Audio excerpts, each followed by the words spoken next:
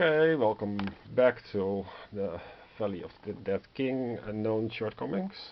It's a long list. There are 17 known issues that need to be addressed, and I'm going to address them. So what I said was there is no incentive for scaling up the battle mat. It can be done by that's a very simple idea is to every second city and every fourth city you up the difficulty, but you would need some kind of rule what happens when you liberate a city. The other suggestion was that it goes the difficulty goes up after every other boss. So after boss 3, boss 5, boss 6. No, wait. Boss 1 is nothing. After boss 2, 4, 6, boss 8. So 2, 4, 6, 8. Yeah, this incentivizes you to go after bosses, because from then on. And bosses give you power-ups and cool items and sometimes a talisman. So yeah, you can do that. But let's see. Oh yeah, the battle map difficulty goes up by quest deck. That's another suggestion. What you do is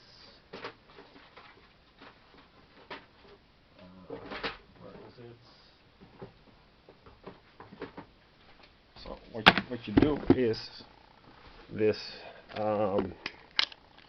set of power-ups, and these are the illustrated power-ups, but it doesn't really matter which one you have. You separate them out by, and I've discussed this on the Discord and online in social media, etc. But what you do is you make equal piles. You put them on the side. So this is a quarter, and you rotate them. I don't know, it's a mess.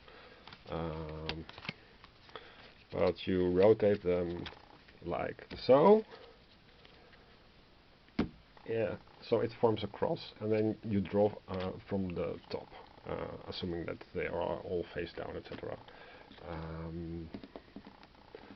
So that works because after the first one is depleted and you draw the second one triggers an increase in difficulty.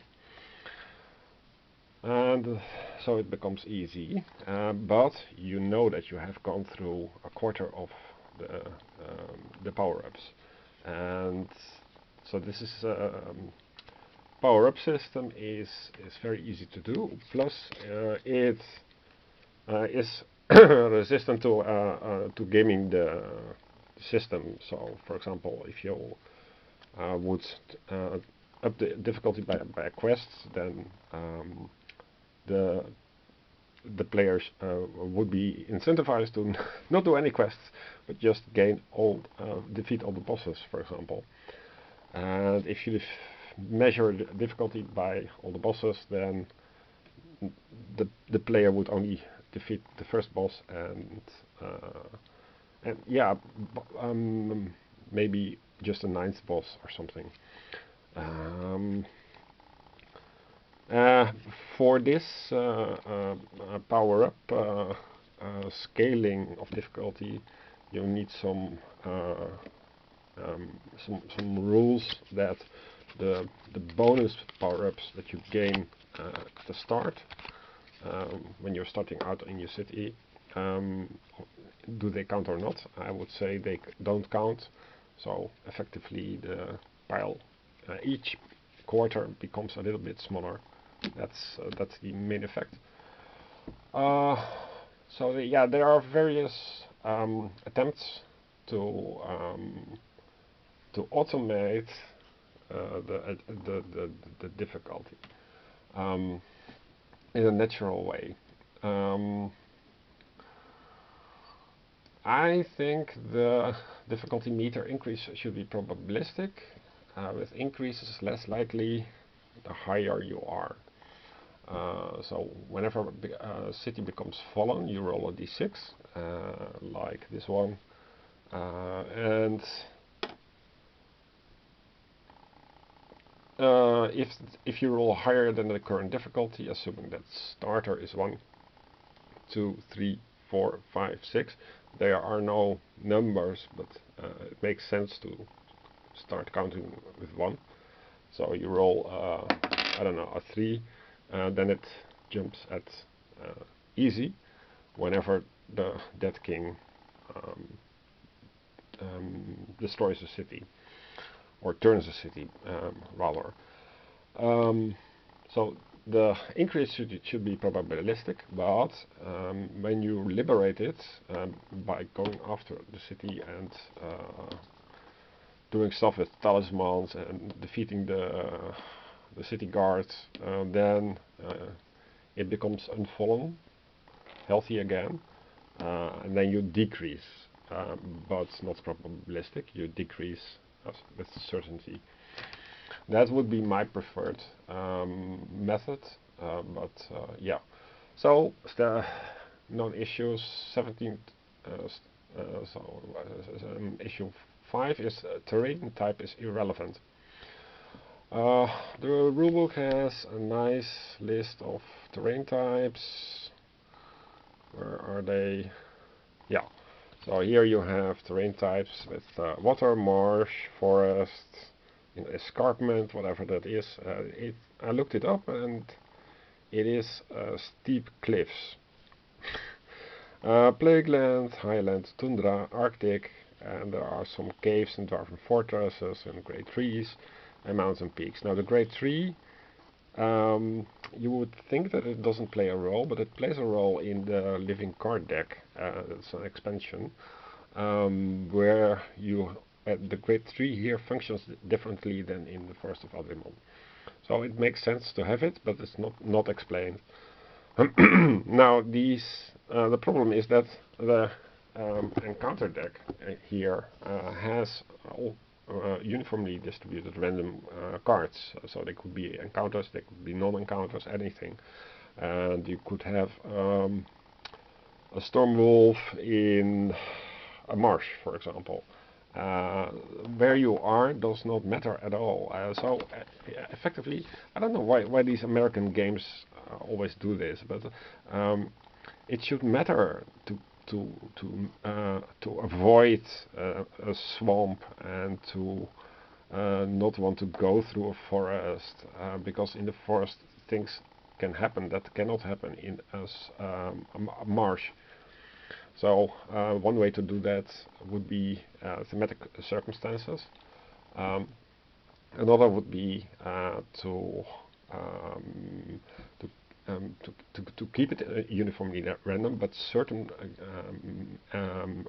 make an affinity table. So if you have a certain monster that is particularly affinity tied to marshes, like a hag or something, or a bog monster, and you are here, and there is such a monster that is extra strong, extra dangerous in this area, then you want to avoid that area. So you will just as likely meet that monster, but it won't be extra dangerous. So that would be a way to do that. It makes no difference. Yeah, so the terrain type could just as well be featureless with rules as written. Much like Fallen Land, and for that reason I sold Fallen Land. It makes no difference whether you are in a swamp or a forest, so why did the designer even bother with coloring them in? They look different, so they are called different, but there is no reason to call this escarpment or something. So with the default circumstance deck, anything can spawn on any terrain type, and movement is not hampered. The only thing is that mountains you cannot enter, and without the climbing gear, and you cannot cross water. I think this is water. That's more or less it. The Dead King, by the way, can cross water. It does not follow a straight line to you or to the city, but the shortest path. That's also wrong in the rulebook.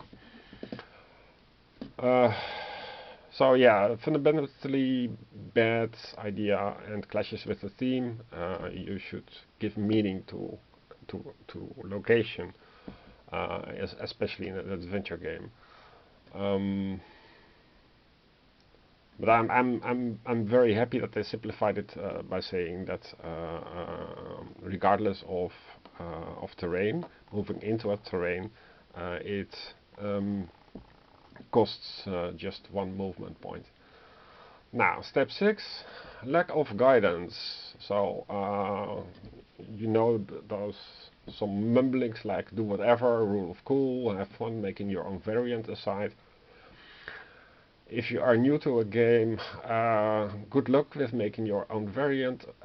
It's just would stress me out, and I was quite annoyed reading that over and over. It's also in the social media forums where there are certain fanboys defending it like it was the Holy Bible or something, and yeah, you can make your own variant, but you need to study the system first. Yeah, that's a very bad idea to put that in the rule book, especially when you're selling it as a board game. So there are no suggestions, suggested placings of the starter placards. There are no suggestions what should be your first character role card, what should be your first character race. There is no suggested placing of the starter placards. There is one example shown, and the second edition does not have Accalon's booklet. But even Accalon's booklet, it has no systematic way to roll for a certain configuration, which I fixed for FOA, but